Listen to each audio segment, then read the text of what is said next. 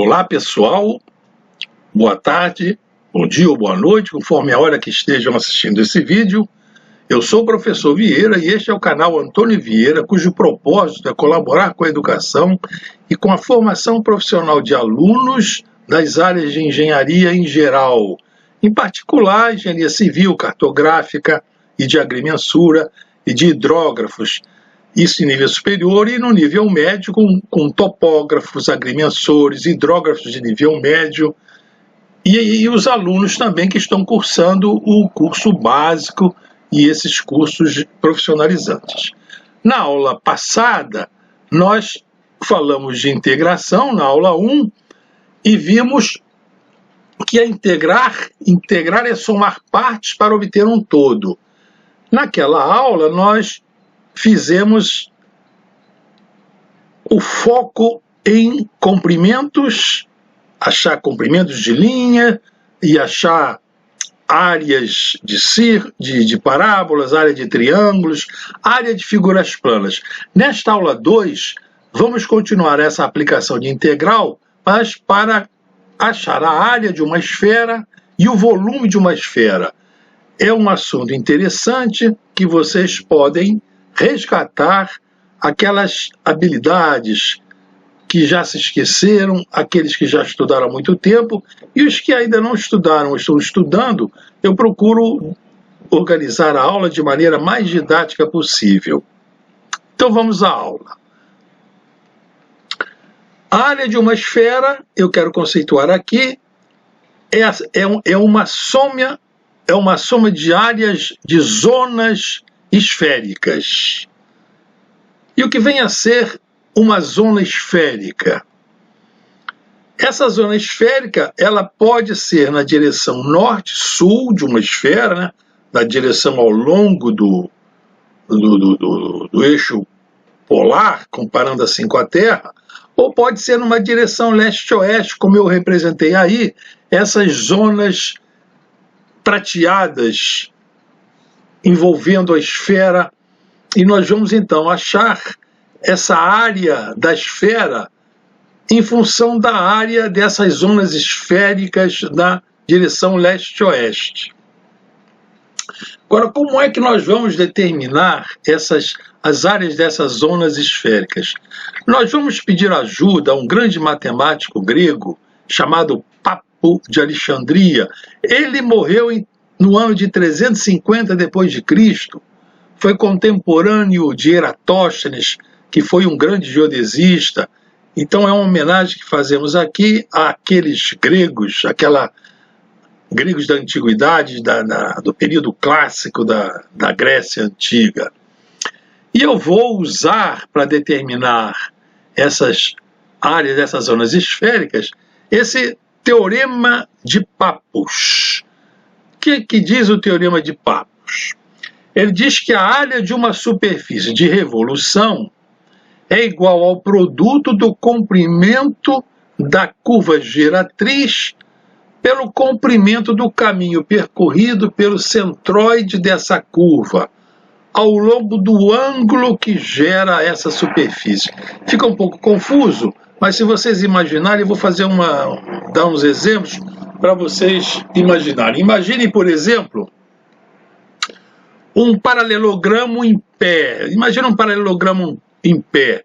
Então tem o lado menor na horizontal e o lado maior na vertical. Imagine que vocês querem girar, que vocês giram esse paralelogramo em torno do lado maior. O outro lado oposto a esse que é tomado como o eixo de giro, aquele outro lado girando, vai descrever uma superfície pelas sucessivas posições desse lado. Esse lado que está gerando essa superfície, enquanto o retângulo está se deslocando, é chamado geratriz. Essa é a geratriz. Então, ao girar de 0 a 360 graus, ele forma um cilindro. A mesma coisa podia fazer um cone, pegar um triângulo retângulo, com a base assente no plano horizontal e girar em torno desse cateto menor que é perpendicular à base, a hipotenusa, ao girar, vai formar um cone, vai formar a superfície de um cone. Então essa hipotenusa é a geratriz. E um ponto da hipotenusa, que seria um ponto assim de simetria dela, é chamado centroide. O centroide de uma curva, de uma figura, qualquer coisa, é um ponto que pode representar assim seu centro de simetria, seu centro de gravidade. No caso do triângulo, eu estou assim simplificando, mas o centroide do triângulo, ele fica no interior do triângulo, né? Vocês vão ver quando derem centroides, que tem centroide de anel, centroide de esfera e outras coisas assim. Então uma superfície, imagine uma superfície, vou dar um exemplo aqui. Um arco DS numa esfera, esse arco DS sendo subentendido lá no centro da esfera por um ângulo d-alfa. E esse arco, que ao girar 360 graus vai dar origem à zona esférica, esse arco é determinado pelo produto do raio da esfera por esse d-alfa em radianos. Então fica esse comprimento gerado. Esse arco DS, ele tem um ponto chamado centroide desse arco, e esse centroide vai descrever 360 graus, vai fazer um caminho de 360 graus, ó. O arco vai andando, o seu centroide vai descrevendo e vai formando essa zona elementar. É uma zona elementar porque o DS é de um tamanho elementar. Então, pelo teorema de Pappus, um arco elementar DS, ao girar 2π radianos, quer dizer, ao dar uma volta completa em torno do eixo vertical, esse arco gera uma zona esférica elementar de área dA, esse A maiúsculo. Então essa zona esférica horizontal tem uma área, essa área ela é elementar. A soma dessas áreas esféricas elementares, se nós fôssemos somando agora essas áreas esféricas com essa aqui, desde alfa igual a 0, aí vai aumentando alfa, vamos pegar outra zona aqui elementar, incrementa alfa, outra zona. Então o alfa variando de 0 até π sobre 2, essas cascas, essas áreas das zonas esféricas vão formar metade da área da esfera. Vai ser metade da área. Então, dobrando essa área, temos a área total da esfera. Então, vamos ver mais detalhes sobre isso. Então, vamos ver a área da esfera. Essa figura não ficou bem bonita, muito bonita, mas imaginemos, então, aqui esse elemento de área dessa zona esférica horizontal gerada pelo movimento desse arco DS, do centroide desse arco DS, em última análise, é o arco DS também está se movimentando, e esse R minúsculo é a distância do centroide até o eixo de rotação. Esse R é o raio desse paralelo, é a projeção do raio da esfera nesse planozinho. Se fosse a Terra, seria o plano do paralelo, né? Esse Rzinho seria o R cosseno de alfa. Então, esse arco elementar DS, com esse afastamento angular alfa, esse arco elementar DS, com esse afastamento angular alfa, em relação ao círculo máximo da esfera. Temos esse arco que vai ser o gerador dessa zona esférica elementar. O caminho percorrido pelo centroide, que é um ponto desse elemento de arco DS, vai ser o perímetro, vai ser 2πr, vai ser o comprimento daquele círculo que está num paralelo se fosse a Terra, seria de latitude alfa. É o perímetro, o caminho que ele percorre. Ao se mover o arco elementar DS, gera-se essa área dA, ao se movimentar esse arco 360 graus. Então essa área vai ser o perímetro vezes o ds, vai ser o valor da área, né? O raio, esse raio dessa distância, como está dizendo aqui, é a projeção do raio da esfera lá nesse plano que tem a zona esférica, né? Seria o R cosseno alfa. E esse ds, nós já vimos que o ds é o raio da esfera vezes esse d alfa em radianos. Então, o elemento de área, ou por outra, essa zona esférica elementar, ela tem essa área, 2πr cosseno alfa vezes r de alfa. Esse r de alfa é o ds. Então, multiplicando r por r, é o r ao quadrado. Então, aqui está a fórmula que nos dá o valor dessa área elementar da zona esférica. Então, repetindo, o somatório dessas zonas esféricas elementares, desde o alfa igual a zero, aqui no início, da origem de contagem até alfa igual a π sobre 2, vai nos dar metade da área superficial da esfera. Botando aqui só de uma maneira didática. Então, em matematiquês, o que eu falei em português está escrito aqui em matematiquês. A metade da área da esfera é o somatório de 0 até π sobre 2 daquela área elementar, 2πr ao quadrado cosseno de alfa de alfa. É assim que varia a área ao longo da variação do alfa. Temos ela aqui. Multiplicando-se, então, essa metade por 2, aqui ficamos, então, com a área da esfera. A área da esfera, então, é o dobro dessa área da metade da esfera. Espero que estejam acompanhando. Esse 2πr ao quadrado, o raio da esfera é constante, o π também, o 2 também, pode ser colocado em evidência nesse somatório. Então, colocando para fora do integrando, esse 2 aqui vai multiplicar com 2, vai ficar 4, vai ficar 4πr ao quadrado, vezes essa integral de 0 a π sobre 2 de cosseno de alfa de alfa.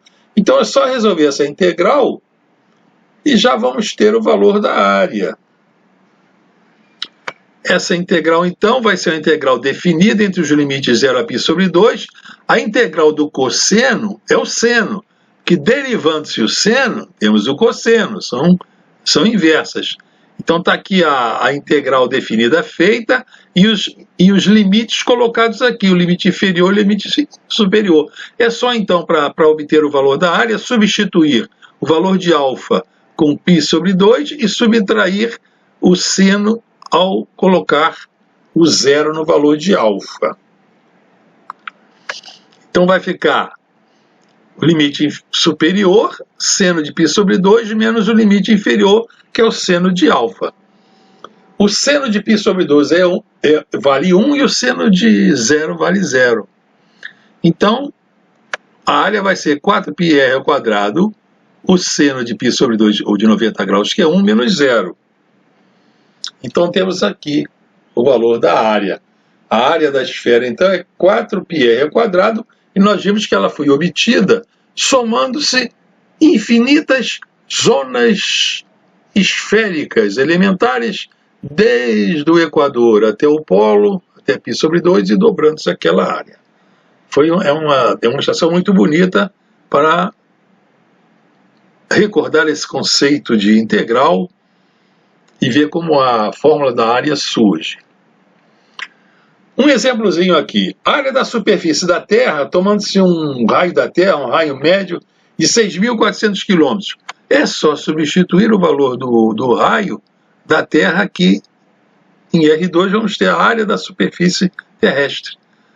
6.400 ao quadrado vezes 4π, está aqui a área, 514.718.540,4 km². A área de toda a Terra. A área do Brasil é 8,5 milhões de km². quer dizer, desses 515 milhões praticamente, 8 milhões e meio corresponde à área do Brasil. Aplicaçãozinha interessante. Vamos adiante? Vamos ver então agora o volume da esfera. Como é que nós vamos determinar esse volume da esfera? É sempre a mesma coisa. Vamos procurar elementos infinitesimais e vamos somando eles. Temos então aqui, somando-se os volumes infinitesimais das zonas esféricas, aqui tem várias zonas esféricas, né? Considerando já essas zonas. Somando-se os volumes delas, desde do raio R, quer dizer, esse raio R começa lá no centro da esfera. Então esse raio R lá do centro da esfera vai aumentando, e para cada posição desse raio R, essas zonas esféricas esses volumes das zonas esféricas somados vão dar o volume daquela esfera pequenininha. Aí vai se aumentando o R pequeno de um dr, e o volume daquelas áreas, o volume daquelas zonas esféricas infinitesimais vão dar o volume dessa nova esfera concêntrica no centro. E essa soma vai sendo feita assim sucessivamente, até que vamos chegar ao valor de R pequeno igual a um R grande, que é o raio da Terra, o raio da esfera. Vamos ter então o volume da esfera. Então vamos ver um volume elementar da zona esférica. Isso aqui é uma zona esférica. Essas zonas prateadas são uma zona esférica. Eu representei elas aqui, coloquei em verde aqui, e ela dá uma volta completa. Esse verde aqui vai pelo outro lado, né? Então essa área da zona esférica, ela continua do outro lado. É uma área quando o arcozinho DS gira 360 graus. Temos então aí o raio da Terra. Vamos achar o volume elementar. Então eu coloquei aqui como se fosse essa área, essa zona esférica, um pedaço dela, mas ela completa, ela dá 360 graus. Esse volume elementar é o volume total lá dela continuando aqui para o outro lado. Não é só esse pedacinho não, esse segmento, é ele total. Eu quebrei ele aqui só para facilitar assim a visão. Então esse é um elemento de volume. Temos aqui então, esse verde seria a área da superfície, né? Da superfície da zona esférica. Então essa área da superfície multiplicada por um elemento do raio dr vai dar um elemento de volume. Então o elemento de volume vai ser esse elemento de área dA por um elemento de volume dr. Isso podia começar lá no centro da Terra, da esfera, e a gente ia computando esses volumes desde R igual a 0 até R minúsculo igual a R maiúsculo. Temos então aqui o volume elementar dessa zona esférica. Aplicando Pappus, nós temos então, só para recordando, que o elemento de área nós já vimos na página passada, vai ser 2πr, aquele perímetro todo do centroide, vezes o ds. O ds é R de alfa, e aqui temos o 2π, o R é R cosseno alfa. Colocamos ali a expressão da área em termos dos elementos geométricos. Multiplicando esse raio R por R, nós temos R ao quadrado. Então 2πr ao quadrado, cosseno de alfa d alfa, e para o volume é só multiplicar então a área vezes o volume, vezes a alturazinha, né, vezes essa outra dimensão aqui lá da zona esférica, a espessura dela, temos o volume dela. Então temos aqui então a expressão do volume elementar. Então é só somar agora esses volumes. Vamos ver como se soma. Tá? Eu quis destacar aqui que esse drzinho é essa espessurazinha aqui, ó, essa figura aqui no espaço, em 3D. dA está em 2D, que é toda a área da zona esférica, e com esse dr, então, vai ficar a área vezes altura, né? Vai ficar um volume. Aqui a unidade de área vezes aqui a unidade de comprimento dá o volume, unidade de volume. Então, passando aqui só para ficar didático, então nós temos aquele elemento de volume, em que aqui dentro desse colchete temos a área da zona elementar. E o colchete inteiro, ao multiplicar a área da zona elementar vezes o dr, que é uma espessura ali da zona elementar, um pedacinho infinitesimal do raio, temos então o volume elementar daquela zona. Mostrando aqui na figura, novamente, para esse volume, seria a área vezes esse drzinho aqui, o elemento de volume. Então, se nós somarmos, agora vamos somar. Agora, somando-se, essa soma vai ser feita, eu vou mostrar como se fosse separadamente, mas isso é simultâneo. Nós temos aqui uma área elementar, imagine como viéssemos lá do centro da esfera, essa área da zona esférica, com esse dr, esse rzinho, dr, desde zero até o raio da esfera, ele começa em zero. Então, começando lá no infinitésimo, pertinho de zero, temos essa área elementar pequenininha, né? Vamos somando essas áreas elementares desde do alfa igual a zero, que seria como se fosse ali no equador, do equador da esfera. A esfera pequenininha tem um equador, todas as esferas vão ter o seu plano de simetria ali, que divide ela ao meio. Então temos essa zonazinha vezes esse dr, então vai nos dar esse volume, essa soma toda vai nos dar o volume, né? A soma dos elementos da área é dada aqui pelo que está nessa integral de 0 a π sobre 2, da soma dos elementos da zona, como se desse, contabilizando tudo, fosse somando aquelas cascas, íamos ficar, já fizemos até essa integral, íamos ficar com a área da esfera. Mas cada área daquela esfera pequenininha vezes um dr vai nos dar um volume elementar. E somando-se então aquela área elementar de zero, incrementando o d-alfa, e tendo o volume sendo achado pelo incremento do dr, íamos tendo então aqueles volumes das esferas crescendo do centro, se expandindo, até que o raio chegasse a R maiúsculo, e aqui até que o alfa chegasse a π sobre 2, e então enchendo a esfera. Essa integral aqui exterior é a soma dos infinitos volumes das zonas esféricas. Esses volumes, os raios vão variar de R igual a zero até R, vai crescendo até que vai chegar lá no R maiúsculo. Esse R maiúsculo, que é igual a R, ele é uma variável. O raio da esfera é variável. Vai variando assim. Vamos prosseguir. Então, aqui nós já sabemos que temos só metade da esfera. Então, multiplicando essa integral aqui dentro do colchete, já vamos ter toda a esfera. Então, ao fazer aqui, ficamos com aquela esfera pequenininha lá no centro, pequenininha, mas é a esfera completa.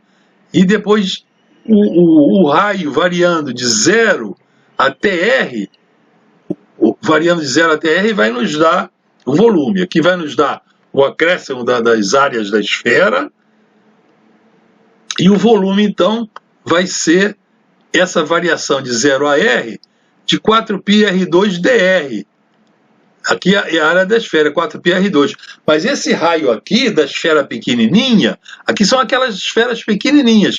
Ele vai variando, ele vai crescendo. É como se ele fosse se inflando. lá do centro da esfera até chegar lá na superfície externa da esfera, aquela última camada lá. Então isso aqui vai ser o volume da esfera elementar. Isso aqui.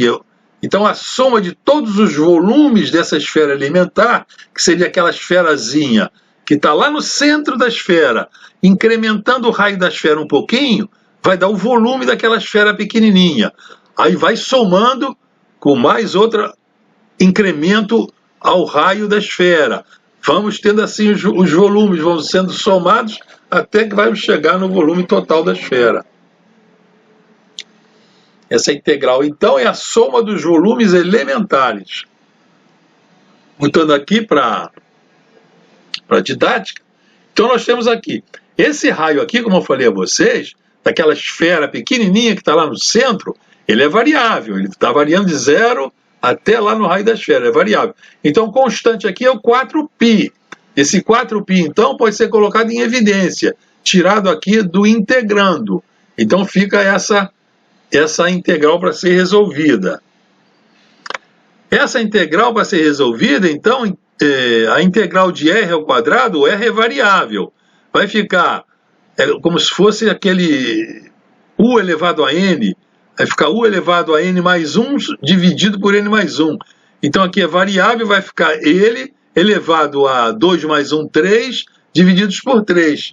Daqueles limites que vão de 0 lá no centro da esfera até o valor r que está lá na superfície da esfera. Então, substituindo-se esses valores, o superior e o inferior, subtraindo-se esses dois limites definidos, nós temos que o volume da esfera é 4/3 de πr ao cubo, como nós já sabemos. Então, espero que tenham gostado dessa demonstração. É uma demonstração diferente, que partimos desde o teorema de Pappus, lá na área da esfera. Normalmente os livros de matemática trazem isso em coordenadas retangulares, que dá um trabalho muito grande, as funções a integrar ficam muito complexas, ou então em coordenadas polares, que também dá um trabalho grande, porque vai se fazer uma integral dupla. Nós aqui também caiu na integral dupla, né? Integral, depois a outra integral, mas eu procurei então individualizar cada uma delas, mostrando fisicamente o que estava acontecendo ali dentro da esfera. Espero que tenham apreciado e deixem seus comentários, suas sugestões para outros casos. Então terminamos a nossa aula, senhores. Obrigado por tê-la assistido. Inscrevam-se se ainda não estão inscritos, deem um like para ajudar o canal. Estou muito satisfeito, o número de inscritos estão crescendo muito. Eu tenho procurado responder todos os comentários, mas se ainda não respondi alguns, eu responderei. Peço desculpas pelo atraso. Compartilhem com colegas e profissionais essas aulas, essa integral, que é um exemplo muito, muito bonito. Eu acho bonito, eu sou um entusiasta da matemática. E façam comentários e sugestões que me guiam. Senhores, era só isso e até a vista, pessoal!